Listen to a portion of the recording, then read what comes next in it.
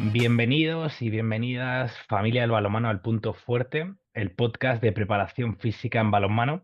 Y hoy tenemos un invitado especial que viene desde el otro lado del Atlántico para hablarnos de preparación física desde la base, desde los más pequeños, desde los más chiquitillos del balonmano a los más mayores, a los adultos. Él es Teo Vázquez y bienvenido, encantado de tenerte en el podcast.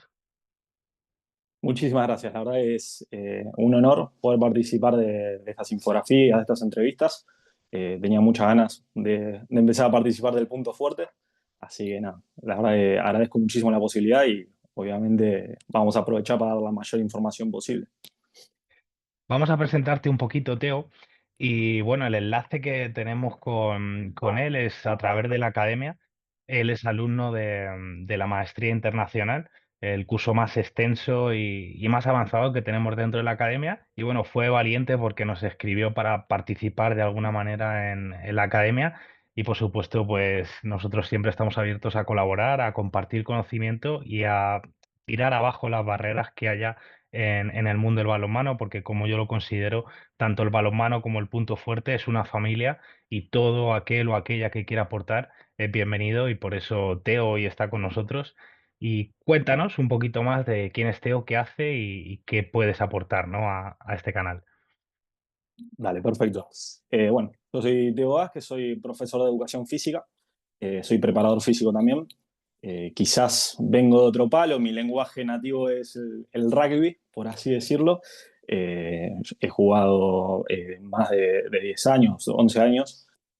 Soy preparador físico de rugby, coordino la preparación física infantil en mi club, en Monte Grande Rugby Club. Soy entrenador también y hace ya 3 años me metí en el mundo del handball. Estoy como preparador físico en las categorías inferiores de lo que es el SAGAB, el SAC de Lomas. Y además estoy con el segundo equipo de mayores. Así que nada, de a poquito nos fuimos metiendo en este mundo del 40 por 20. Y además esta peculiaridad de haber sido el alumno del Punto Fuerte ante una necesidad de necesitar más información como para enriquecer la preparación física del club, acudí a ustedes que me parecía la mejor opción. Genial. Vamos a hablar un poco hoy desde el Zoom, ¿no? Desde visión satélite, como a mí me gusta llamarlo, no solo lo que necesita un jugador o un equipo en concreto, sino lo que necesita un club, ¿no? Entonces me pareció muy interesante la idea que nos planteaba Teo de hablar de cultura de club o cómo se trabaja desde la base, desde los más pequeños a los más adultos. ¿Cuál es el modelo? ¿Cómo trabaja tu club?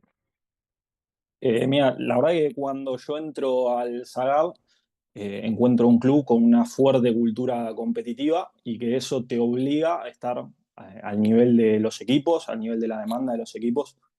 Eh, Cada categoría trabaja a partir de sus propias demandas, no estandarizamos un modelo de entrenamiento, no hacemos un entrenamiento general que se adapte a cada edad, sino que buscamos que cada edad, cada categoría tenga su propio entrenamiento en base a las necesidades, obviamente, que requiere cada etapa. No hay que tratar a los niños como si fueran pequeños adultos, no hay que tratar a los adolescentes como alguien que es próximo a adulto, sino que hay que tener en cuenta que cada etapa tiene sus cosas doradas, tiene su manera de abordarlo, entonces es muy necesario a partir de ahí generar esta preparación física acorde a lo que es el equipo. Por suerte, la verdad es que el club aporta un montón desde lo estructural, desde las decisiones que se toman. Entonces, no, desde ese lado uno no se puede quejar. Así que lo único que queda es ponerse a trabajar, informarse y hacer las cosas de la mejor manera posible, obviamente. Buenísimo. Si te parece, Teo, vamos a ir haciendo una pequeña revisión desde los más pequeños a los más mayores, viendo un poco cómo trabajáis y sobre todo tu visión, porque al final lo que interesa es vuestra experiencia, cómo lo veis vosotros en el día a día, porque cada uno, cada una trabajamos de una forma diferente. ¿Cómo es en el caso de los niños? Entendiendo que los niños pues sean benjamines, alevines, yo creo que máximos de infantiles. No sé cómo la acotas tú esa parte. Mirá, desde el entrenamiento de los niños, que es quizás una de las etapas que mayor contradicciones encontramos en cuanto a familias y demás, por mitos populares que han surgido, Yo lo tomo desde la edad más pequeña, de que ingresan al club, hasta aproximadamente 10, 11, 12 años, dependiendo también mujeres, varones, teniendo en cuenta que son diferentes momentos en los que hay que trabajar. Eh, en cuanto a los niños, tener en cuenta que es una etapa dorada y que se tiene que trabajar en base a lo que son las fases sensibles, ¿no? Eh, Existen fases sensibles a partir de diferentes edades. Cada etapa, cada edad tiene una condición física en la cual hay que hacer mayor énfasis y que hay que aprovecharlas. Hay muchos postulados que encima informan que jugadores que tienen la posibilidad de ser atletas de élite no llegan a ese máximo rendimiento por no haber aprovechado las fases sensibles de cada edad. Entonces, es muy importante tener en cuenta esto y llevar la preparación física en base a eso. El mito popular de que los niños no tienen que hacer fuerza ya está, no existe más, hace años que ya no existe.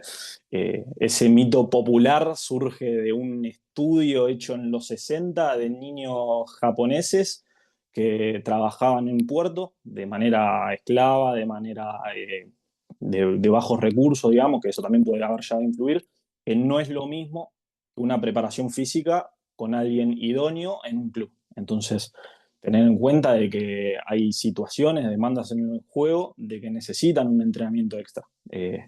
La, por ejemplo, no sé, las colisiones que existen entre chicos, por ejemplo, las fases de frenado, que también requieren muchísima fuerza, no lo podemos dejar tan libre al azar. Hoy en día, el preparador físico cubre muchísimas falencias que quizás nosotros no teníamos en su momento. O sea, la preparación física nuestra quizás en su momento era salir con nuestros amigos en el barrio, jugar 10 horas a la mancha, jugar 5 horas un partido de fútbol. Entonces, todas esas falencias que hoy encontramos a día de hoy, necesitamos que el preparador físico actúe. Necesitamos que el preparador físico nos evite lesiones, que nos enseñe, que nos dé un bagaje de acciones motoras, que nos enseñe a cómo llevar nuestro cuerpo y sobre todo esto, educar a los chicos. Es muy necesario educarlos, muy necesario enseñarles a entrenar, que quizás en esta etapa no los vamos a poner en el gimnasio a levantar 200 kilos de sentadilla. Obviamente no hace falta, no tendríamos ningún beneficio a partir de eso, pero sí enseñarles las cosas básicas, empezar a que los engramas motores en su cerebro funcionen mejor. Entonces, esa fase sensible en los niños hay que aprovecharla al máximo. No es algo que se pueda perder así nomás. Me gusta mucho cómo enfocáis. Veo un montón de contenido de Argentina, especialmente del Grupo de la Revolución, que son los que trabajan con nosotros, y me gusta porque desde pequeño yo le veo que enseguida consigue movimientos como arrancadas, como cargadas, movimientos de halterofilia, que como tú dices, Teo, aquí pasa exactamente igual. Es decir, muchos padres que nos siguen al Punto Fuerte de Instagram o YouTube nos preguntan, ¿no? Oye, tengo un niño que es infantil y tengo miedo de que se haga daño o que se quede pequeño por hacer pesas.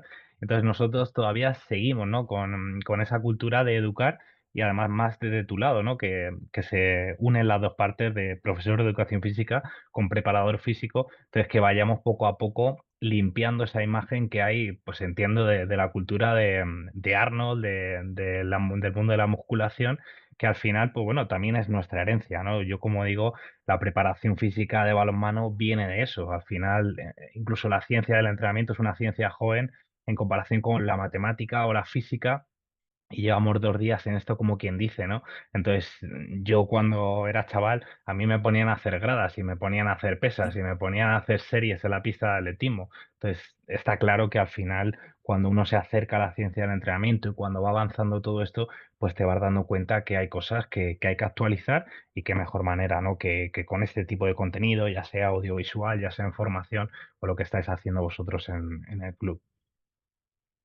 Exactamente, la verdad que es eso, la niñez no es una fase para desaprovechar en cuanto a las fases sensibles, a esa etapa de oro, y tener en cuenta que los niños tienen una neuroplasticidad, un poder de absorción que no hay que desaprovechar. Es el momento clave para enseñar un montón de cosas y resolver todas cuestiones que a día de mañana quizás nos detengan en la fase de potenciación de un adolescente o en la fase de perfeccionamiento de un mayor, de un adulto.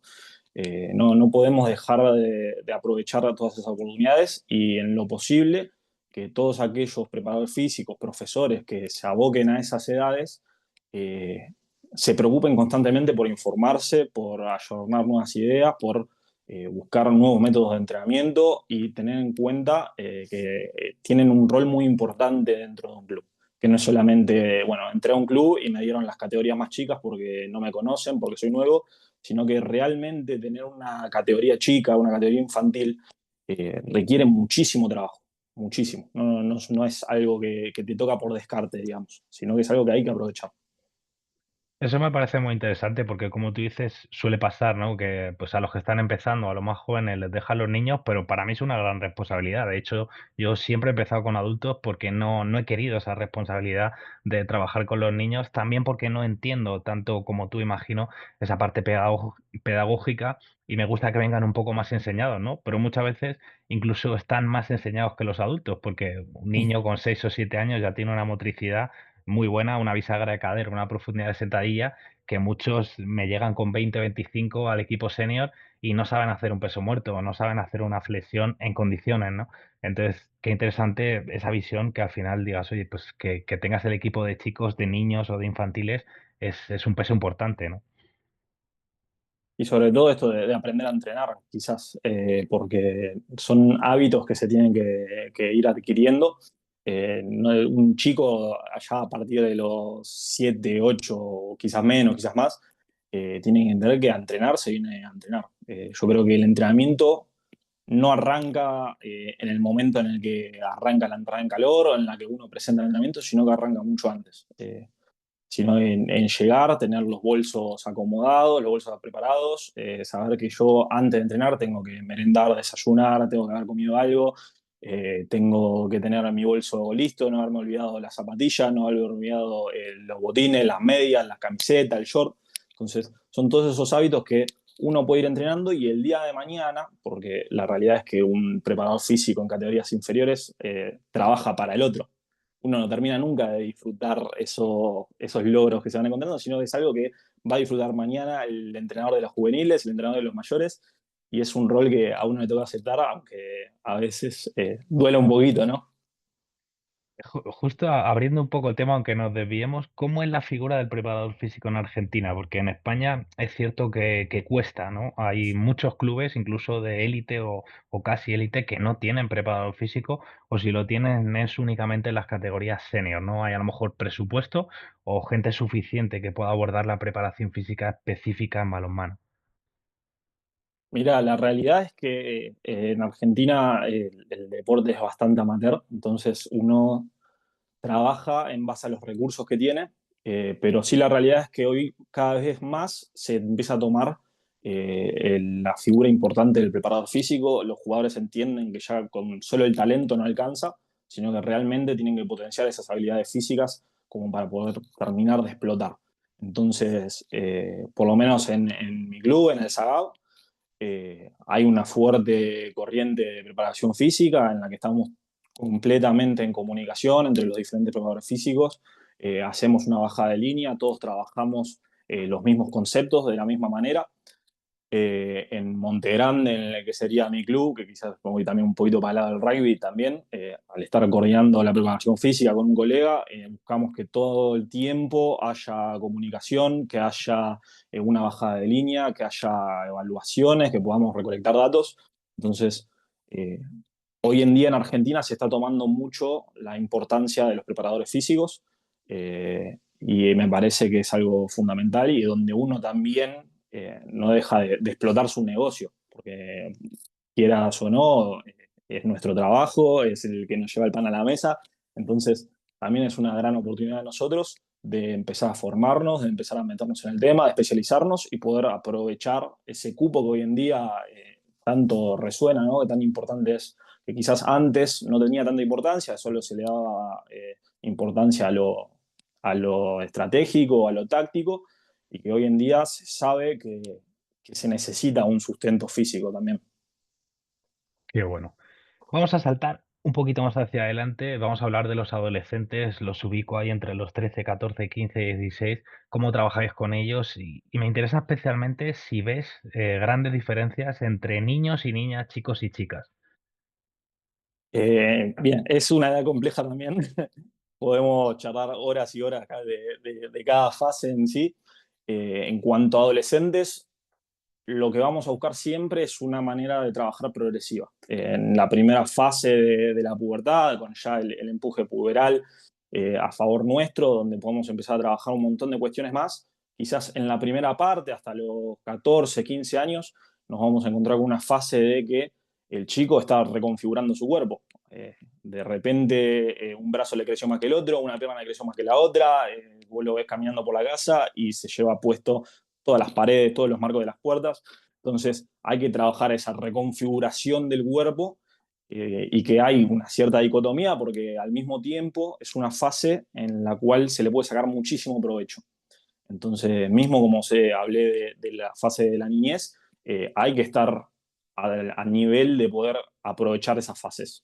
Quizá después, ya entre los 15 y los 17, un poquito más, 19, casi 21, encontramos ya una estabilización en el cuerpo que ahí nos permite trabajar con un poco más de soltura. Que, lo que necesitamos es toda una carga progresiva, enseñarles las técnicas que ya hemos aprovechado en la niñez, empezar a darle unas pequeñas cargas, introducirlos a los trabajos con carga, luego introducirlos a los trabajos de fuerza máxima, fuerza submáxima.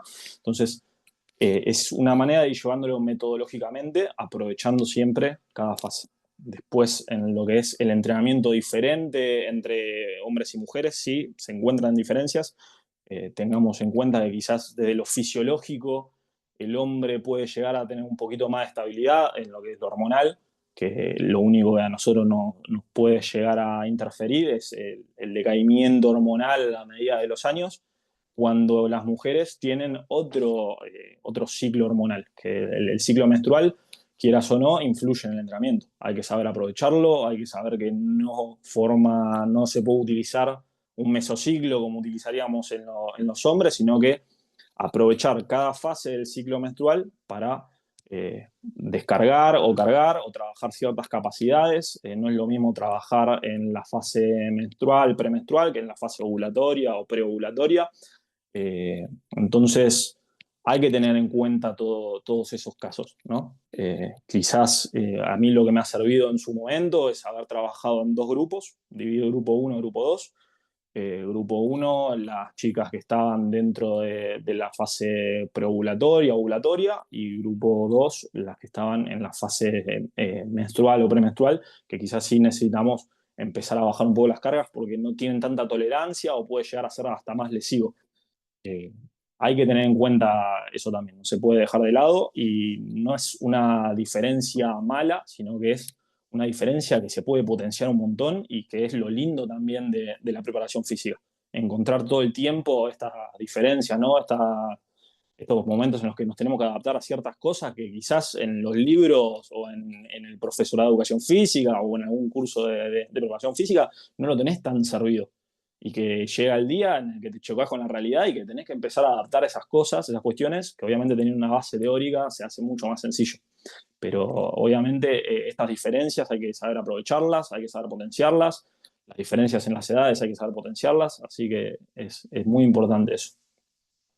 Me gusta ese concepto, ¿no? De flexibilidad y lo que dice, ¿no? Que muchas veces uno parece que sale muy preparado de la universidad, de los cursos de entrenamiento, pero luego en la realidad te encuentras con que cada jugador, jugadora te demanda una cosa y lo que en 3, 4 semanas parece que el equipo va como un tiro y que va como un cohete, de repente todo se vuelve negro.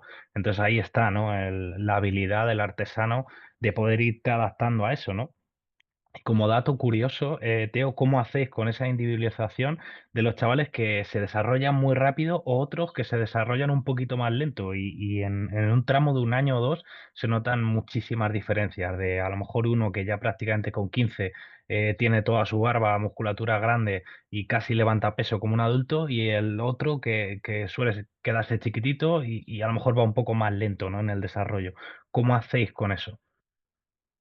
Mirá, eso la verdad es que no hay otra manera, creo yo, de verlo a ojo. O sea, uno se tiene que adaptar a ojo, tiene que adaptar las planificaciones a ojo. No se puede nivelar, no es algo que se pueda nivelar. Yo no puedo establecer un trabajo para todo mi equipo en esas edades porque encuentro a jugadores que se tienen que sobreexigir para alcanzar ese estándar que nosotros proponemos y hay jugadores que tienen que rendir por debajo de su nivel para poder seguir los lineamientos que ponemos nosotros. Entonces, eso se hace a ojo, estar en el entrenamiento no con el celular, no charlando con otros entrenadores, sino que estar presente, estar viendo, estar siguiendo a todos los jugadores, que quizás hasta en un plantel de handball, llevando, ¿no?, a esta comparación de siempre, quizás en un plantel de handball a mí me resultó más fácil porque es menor cantidad de jugadores que un plantel de rugby, por cuestiones reglamentarias y demás. Entonces, el estar presente en el entrenamiento, ir llevándolo a ojo el nivel de cada jugador, ir viendo cómo va progresando, llevar algunas anotaciones encima, no dejar todo en la cabeza, porque la cabeza en algún momento olvida y son detalles que se tienen que valorizar. Entonces, la mejor herramienta que se puede utilizar es el seguimiento a ojo, estar encima de los jugadores, ver que si con una carga puede y lo podemos apretar un poquito más, apretarlo, si ver que con esa carga empieza a tener fallos técnicos, bajarlo y preponderar la técnica por encima del peso, porque la realidad es esa, en estas edades lo que tenemos que trabajar es una introducción progresiva sin perder esa técnica. Los kilos después vienen solos o con el entrenamiento, haciendo las cosas bien, los kilos vienen. El pivote que uno quiere con más de 100 kilos en cargada y 200 kilos en sentadilla va a llegar si nosotros hacemos bien los trabajos desde la base, desde la niñez, desde la adolescencia y teniendo en cuenta cada fase, ¿no? Pero lo mejor que se puede hacer en estos casos es eso, la individualización a ojo, a estar presente, a ir llevándolo, a ir anotando todo. Uno tiene que ser apasionado en esto, ¿no? Siempre quizás el, el valor que uno recibe no se condice con el trabajo que uno hace. A veces esta imagen del preparador físico que viene y te hace correr por las escaleras o que te hace cargar kilos y te hace correr, tiene que después fundamentarse con los resultados que uno obtiene. Completamente de acuerdo. Vamos a por el último salto, que serían los adultos. No sé qué edades trabajáis vosotros, no sé qué edades manejáis, si son más cerca de los 20, si hay también veteranos, si están 35, 40. Y más que datos técnicos, me interesa un poco la curiosidad. ¿Qué es lo que te piden los chicos? ¿Qué te demandan? ¿Y qué es aquello con lo que a ti te gusta más trabajar en cuanto a preparación física? Bien, mirá, a mí me ha tocado trabajar con el plantel femenino, el segundo equipo. Eh, Me ha tocado trabajar con el plantel masculino, que es con el que trabajo ahora. Me toca trabajar también con el segundo equipo. El segundo equipo masculino está en la segunda división, en la Liga Nor Plata. El equipo femenino logramos el año pasado el ascenso a la primera división, que sería la tercera. Tenemos Liga, Plata, Liga Oro, Liga Plata y la primera división. En cuanto a lo que más me piden, obviamente el jugador quiere rendir lo mejor posible dentro de los minutos que le tocan jugar. Si le puede tocar jugar esos 60 minutos, que hoy en día quizás no se dan esas situaciones, quiere rendir los 60 minutos a tope. Entonces, el jugador siempre quiere ser más fuerte, siempre quiere ser más veloz, siempre quiere ser más resistente. Me piden trabajos por fuera de lo que es el club, como para también lograr ese nivel, porque a veces sienten que necesitan un poquito más, una vuelta de rosca más, pero creo que sin pedirlo explícitamente, el jugador me pide individualización. Eh, Dentro de un equipo se encuentran muchos matices, se encuentran muchas diferencias. Me han tocado trabajar con jugadores que su única preocupación es el estudio. Me han tocado jugadores que estudian y trabajan o que trabajan y tienen una familia. Me ha tocado trabajar con una jugadora que había sido en su momento jugadora de selección incluso, y que me llega y me dice, che, mirá, estuve embarazada, tuve mellizas y necesito que me ayudes. Entonces no le puedo pedir lo mismo a ella que a una jugadora cuya preocupación es el estudio. Ella tiene dos hijas, tiene que resolver un montón de cuestiones físicas. Me ha tocado desde el plantel masculino un jugador que estaba próximo a ser papá, entonces cada vez que llegaba al entrenamiento me daba el celular y yo tenía que estar atento, así me llamaba la madre, obviamente. Entonces, hoy en día, más que nada, quizás en el deporte amateur, que no sé si en el deporte de élite ocurre tanto, porque uno labura, trabaja sobre su deporte, pero hoy en día en lo que es lo que me toca pasar a mí, busco constantemente la individualización. Yo no puedo pedirle a un jugador que me rinda tanto si su preocupación hoy en día es llevar el pan a la mesa, si es trabajar, si es estudiar, si es aprobar el parcial que tiene próximo, si es ser papá. Entonces hay que estar encima de esas cuestiones también. O sea, buscar el máximo rendimiento posible, buscar obviamente resultados, porque uno quieras o no, siempre quiere salir campeón, siempre quiere ascender. Eh, pero sí, la mayor dificultad que se encuentra hoy en día es eso, individualizar lo más posible, tener en cuenta de que quizás la planificación que planificaste en tu casa, en la computadora, al día de mañana no la puedes aplicar en el entrenamiento por un montón de cuestiones diversas. Sí, es más que nada eso. Pero lo mismo que te decía antes, es lo lindo de la preparación física, el tener que adaptarse constantemente, el tener que encontrar soluciones a problemas que te surgen así de la nada, porque si yo me siento un día y planifico todo un año y durante el año no ocurre nada, me parecería que sería bastante aburrido, sería mucho más fácil el trabajo nuestro, ¿no? Pero es lo lindo que tiene esta profesión. Sí, me parece exactamente igual, porque muchas veces cuando nos preguntan o cuando yo estudié el máster de Barcelona, claro, mi visión era completamente diferente en aquel entonces, ¿no? Entonces veía el deporte o el rendimiento como A más B más C igual a tal. Pero Claro, claro, en realidad cuando te metes en lo que es la realidad del deporte, específicamente en los deportes colectivos, que pasa exactamente igual en rugby, en baloncesto, en balonmano, es completamente diferente y mucho más bonita, como tú dices respecto a un deporte individual, porque un deporte individual al final no hay tantos factores que alteren lo que tú estás trabajando, lo que tú estás planificando, como decías, porque al final en el momento que entra un balón en juego, que entran rivales, que entran compañeros, ya te cambia completamente la película, porque al final, pues el resultado final del encuentro no es la suma de los deportistas, sino al final es una ecuación muy compleja y que no tiene que ver solo con la preparación física. Ojalá, al final hay un montón de factores como son los psicosociales, como son incluso el descanso, nutrición, hidratación, y ya no sirve, ¿no? Como tú decías, el ir al entrenamiento y ya está, sino ahora un jugador que al menos aspira a conseguir el máximo rendimiento, tiene que ser un jugador 24 horas al día. Entonces me gusta exacto. mucho eso que comentabas que te piden tarea, ¿no? Porque es verdad que yo el primero, cuando tenía 18, 19 años y jugaba, a mí no me gustaba demasiado el tema de pesas y tal. Fue luego más adelante cuando me apunté a la universidad y empecé a trabajar como entrenador personal que le encontré el gusto, pero no sé si en aquel entonces la preparación física se veía algo como tarea, como deberes, como vaya rollazo que el entrenador me manda esto y si no me vigila no lo hago. Entonces, qué gran logro y qué gran satisfacción para un preparador físico que los chicos o las chicas te van pidiendo tarea y vienen unas vacaciones o viene un puente o un parón y te piden, oye, Teo, ponme algo para el gimnasio porque estos días quiero estar a tope, ¿no? ¿Cómo vives tú eso? Sí, esa es la realidad también. Hoy en día quizás se le da esa importancia al preparador físico en cuanto a la ciencia del deporte y demás, de que uno sabe realmente, pero creo que también hay un factor muy importante que es el de saber comunicar. Si yo mi trabajo no se lo sé comunicar a mis jugadores, no van a creer en el trabajo que hago, no lo van a realizar con la misma intensidad. Entonces llega también de parte de uno la necesidad de vender su trabajo, que los jugadores estén convencidos de que esto funciona, de que va a dar resultado, de que correr en febrero, quizás en nuestro caso, un intermitente con 35 grados de calor, el día de mañana, quizás en noviembre, diciembre, me pueda dar ese ascenso o ese trofeo que tanto busco. Es muy importante esto. La verdad que después recibir del lado de los jugadores peticiones de una rutina de fuerza porque sienten que en la cancha podrían rendir un poco más, o trabajos de velocidad, trabajo de resistencia.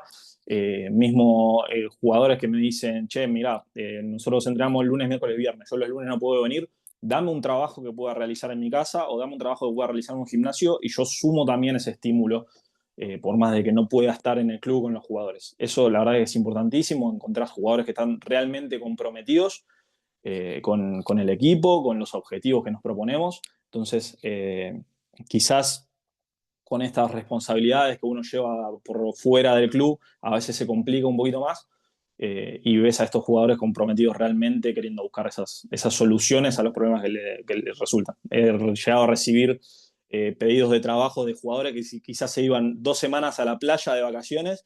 Me decían, yo, por favor, necesito que me hagas algo, necesito salir a correr, necesito alquilar o pagar 2 semanas en un gimnasio para meterme y seguir haciendo. Entonces encontrás jugadores realmente que son apasionados del deporte, y eso es lo que logra transmitir uno también. Hablábamos un montón de veces con entrenadores, no solamente acá del Zagab, sino que también de mi club, de que si uno quiere un jugador que esté loco por el deporte, loco por el entrenamiento, uno tiene que ser más loco todavía. Entonces, quizás en un entrenamiento a mí me cruzaba gritando, que es todo un bullicio terrible, y los jugadores están metidos, y quizás tenés jugadores que hasta incluso, ¿viste? Ya te terminan con bronca, terminan con furia, y después entienden de que uno vive así el deporte. Uno lo vive de manera apasionada, busca transmitirlo lo más posible, y después todo eso se ven los frutos, se ven los resultados. Qué regalo, además es que enseguida se nota, ¿no? La pasión que tienes en esto. Y yo siempre lo digo, que al final parte de la responsabilidad de que los jugadores nos compren, como tú dices, es nuestra y parte también es suya, ¿no? Yo, como siempre les decía a mis chavales que yo llegué a un equipo de categoría bronce y no tenían esa costumbre de entrenamiento. Muchos no habían pisado un gimnasio en su vida, aunque tenían 25 o 30 años. Y al final yo siempre trataba de hacerlo con el ejemplo, no desde la imposición, sino y decía, si al final esto es un acto egoísta lo que tienes que hacer. Lo primero para ti, porque si tú estás más de forma vas a poder jugar más minutos. Y si tú puedes aportar más, también vas a poder aportar más al equipo. Entonces es una situación en la que todos ganamos. Yo cuando llegué les decía, mira, dame un mes, haced lo que yo propongo y si no funciona no pasa nada. Yo me voy a ir, no hagáis nada de lo que yo planteo y no pasa nada. ¿Qué ocurre? Que al final, pues sí, me dieron ese voto de confianza y efectivamente todos se dieron cuenta que se lesionaban menos, que estaban más frescos en la pista, que se notaban más fuertes, que en el uno contra uno entraban con más contundencia, entonces enseguida ya se produce esa compra y también creo que la figura del preparador físico es un poco como aliado, ¿no? Del entrenador, porque muchas veces, claro, cuando eres el entrenador, al final quitas y pones a los jugadores del campo, pero el preparador físico es más un colega, es alguien que muchas veces te apoya o que te da algo que el entrenador no es capaz de darte. Y tú también puedes escribirle por privado y decir, oye, este partido te he visto lento, no le voy a decir nada al entrenador, pero tío, necesitas meterte un poco más de caña. Veo que has vuelto de vacaciones con unos kilos de más. Y yo creo que eso los jugadores y las jugadoras lo valoran muchísimo. Sí, obviamente. Lo importante es tener esta comunicación siempre fluida. Uno termina siendo hasta a veces nexo entre jugadores y entrenadores.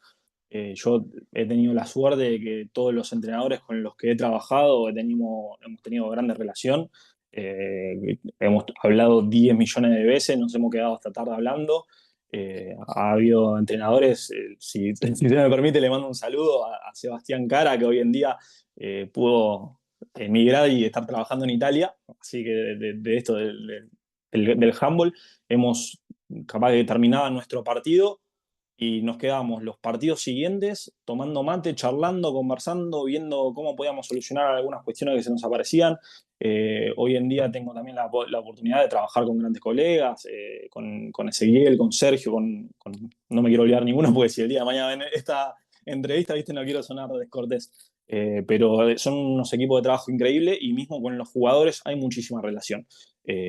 Quizás con los jugadores mayores, de las categorías mayores, hasta con algunos comparto edad, otros son más grandes que yo, otros son más chicos, pero nunca hay un ambiente descortés, sino que entienden que yo estoy para ellos, que busco siempre lo mejor, busco los mejores resultados, y esa comunicación entre entrenador y preparador físico, entre preparador físico y jugador, eh, nos da un feedback muy positivo y nos ayuda un montón en estas cuestiones. Creo que si no, estar trabajando como departamentos diferentes, el departamento del entrenador, del preparador físico y del jugador, nos puede llegar a perjudicar. Tiene que ser todo uno, al fin y al cabo somos un equipo. Creo que todo es súper interesante, Teo, estamos de acuerdo, hablamos el mismo lenguaje y ya simplemente para cerrar el capítulo, pues tenía una pregunta de curiosidad. ¿Qué similitudes ves en cuanto a preparación física entre el rugby y el handball? Mira, hasta te voy a hacer una confesión que va a quedar como un secreto nuestra. Hay algo que me fascina, obviamente, el deporte del handball, que es el contacto. A mí mismo es algo principal quizás de nuestro deporte. El deporte del handball está mucho más regulado a través del reglamento, pero es algo que me fascina y hay un montón de cositas pequeñas que yo voy usando de mi deporte nativo del rugby y lo voy aplicando en el handball. Yo creo que la principal similitud es esa. Después vamos a entrar en términos de velocidad, de resistencia, en encontrar similitudes, en encontrar diferencias, pero quizás la similitud más fuerte es esa, la del contacto. La confesión que te voy a hacer a vos es que a mí me encanta hacer entrenamiento especializado para el pívot y es quizás al que le encuentro más variantes, al que le encuentro más la vuelta. He utilizado ejercicios de lucha, de lo que se usa en el rugby, como para acostumbrarnos al contacto, perder el miedo al contacto para después llegar al tackle. Lo he utilizado en handball. Hay veces que en la mayoría de los casos, en realidad, una fase de la entrada en calor mía son las luchas, porque creo que hay una capacidad de activación muchísimo más fuerte. Yo te quiero tirar a vos, vos me querés tirar a mí, y buscamos la manera de usar todo nuestro cuerpo, usar toda la fuerza posible, la velocidad de la reacción para realmente derribar al otro. Entonces, son todos pequeños factores que quizás le he encontrado la vuelta como para encontrar esas similitudes y poder aplicarlo. Pero más que nada eso, la confesión es esa, el pivote me encanta. Yo si hubiese jugado de handball, me hubiese encantado ser pivote. Qué bueno. De hecho, bueno, yo muy poquito, un año jugué a rugby porque era una asignatura de la universidad, de la Facultad de Ciencias del Deporte, y me encantó porque creo que hay muchos nexos comunes. Hay deportes, como yo digo, que son más light y que el contacto está muy, muy, muy limitado. Y sin embargo, en el rugby, en el balonmano, pues al final ya sabes que es todo refriega, como yo digo. Entonces me encantó y sobre todo creo que es muy, muy similar en cuanto a hermandad, en cuanto a la filosofía que tiene. Sobre todo admiro mucho del rugby la educación, el trato hacia el árbitro, el respeto y el tercer tiempo, esa manera de unir a la gente, ¿no? Creo que eso que se forma tan bonito como familia comparte mucho con nuestro deporte. Bueno, quizás una anécdota que me ha pasado es que en los primeros partidos, obviamente, bueno, uno viniendo del palo del rugby está acostumbrado hasta el tercer tiempo, que termina el partido y nos juntamos todos a comer, a conversar. Y me pasó de que termina mi primer partido de handball y los jugadores agarraron los bolsos y se fueron, los entrenadores acomodaron todo y se fueron. ¿Y en qué momento llega la comida? ¿Entendés? Entonces, pero sí, he encontrado esas similitudes en cuanto a la cultura de la hermandad, de la unión, del equipo, del trabajo, de buscar realmente siempre trabajar más, buscar nuevos objetivos. Entonces, sí tiene mucho, mucho similar, mucho para compartir. Y bueno, es quizás también por eso que sentí tanta conexión con un deporte nuevo. Yo jugué, como te decía, 10 11 años al rugby y con el handball llevo 3 y ya a partir del primer año yo ya estaba gritando los goles desde el banco de suplente como si fuera un socio de toda la vida del club, ¿viste? Entonces, es eso. Quizás en Argentina el handball sí es un deporte que se enseña bastante en los colegios y no se enseña de una manera real como es después el deporte en sí, que quizás obviamente es complicado en base a los recursos que uno tiene en el colegio, pero yo tenía una imagen completamente diferente del handball y los primeros partidos que vi, a mí se me caía la baba, veía el contacto, salto, el lanzamiento, era una cosa, ¿viste? Un show para mí. Entonces, creo que tener tantas similitudes dentro de lo cultural, desde lo físico, desde un montón de cuestiones, ha logrado que yo me conecte con este deporte y bueno, voy a buscar siempre más información, más conocimiento, acudir a ustedes, intentar también formar parte de esta comunidad y de a poquito ir ganándome un lugarcito en el handball. Qué bueno. Pues ha sido todo un placer, Teo. Me ha encantado esta charla. Se me ha pasado rapidísimo. Darte las gracias por tu tiempo, por tu sabiduría, por tu experiencia y gracias también a los que nos escuchan. También recién estrenando podcast en este formato únicamente de audio, también en vídeo, como llevamos trabajando en el canal de YouTube. Y es un placer, pues, unir, como decía antes, a la familia del balonmano a nivel hispanohablante y recibir personas y ver experiencias de gente tan diferente, ¿no? Eso es lo que nutre al deporte y eso es lo que nutre a la familia del handball. Muchísimas gracias, Teo. No, muchísimas gracias a vos. La verdad es un honor haber formado parte de esta entrevista, de aportar un poquito más de lo que uno sabe. Y bueno, aprovechar para mandarle también un saludo, ¿no? A la gente del club, a la gente del SAGAP, a la gente de Monte Grande, que la verdad son dos familias que son impecables. Pues nada, tío, muchísimas gracias y nos vemos el resto de los oyentes en el siguiente episodio. Un abrazo, familia.